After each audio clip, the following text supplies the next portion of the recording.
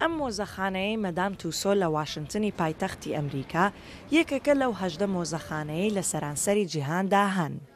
بەڵام جیاوازیەکە لەوەدایە پەیکەری هەر 43 سەرۆکەکەی ئەمریکا لێرە دانراون و چاوەڕوانی پەیکەری 44مین سەرۆکی ئەمریکان. ئەم جاریان بڕێک جیاواز بوو کە هونەرمەندە پەیکەرتاشەکان پێشوەخت دەستیان کرد بە پەیکەری ترامپ و هلەری چونکە بەر لە کۆنگرەکە دەیانزانی کێ بەربژار دەبێت. 4 بۆ 5 مانگمان دەوێت تا بزانین کێ دەیباتەوە ئەو جاکەزانیمان دەست دەکەین بە کۆتایی هێنان پێی و دانانی لە مۆزەخانەی واشنگتن لە کاتی مەراسیمی سوێند خواردنەکەدا.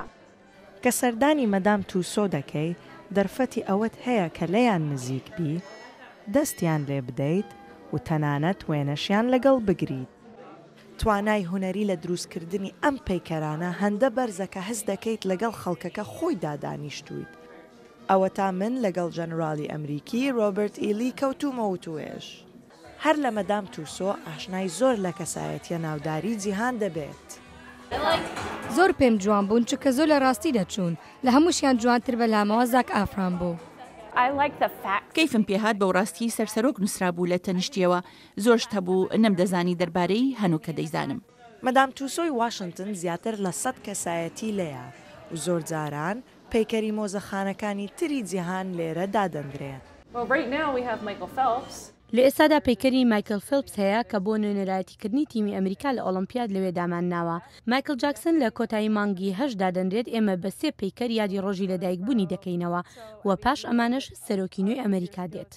گەشتیاران کە دێنە ئێرە زانیاریەکی زۆر لەسەر سەرۆکەکانی ئەمریکا فێر دەبن و کاتێکی خۆش لەگەڵ دۆست و برادەران بەسەر دەبن. ئێمە لێرەین بۆ پشودان ئەمە هەڵێک بوو لە مۆزەخانەدا هەموو سەرۆکەکانی ئەمریکا ببینین و زیاتر ئاشنای مێژووی ئەمریکا بین. ئایا تۆش پێت خۆشە ببیت بە پەیکەرێکی مومکرا؟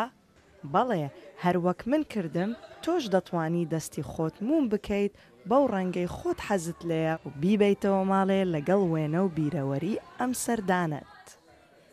سەمادزەیی دەنجی ئەمریکا.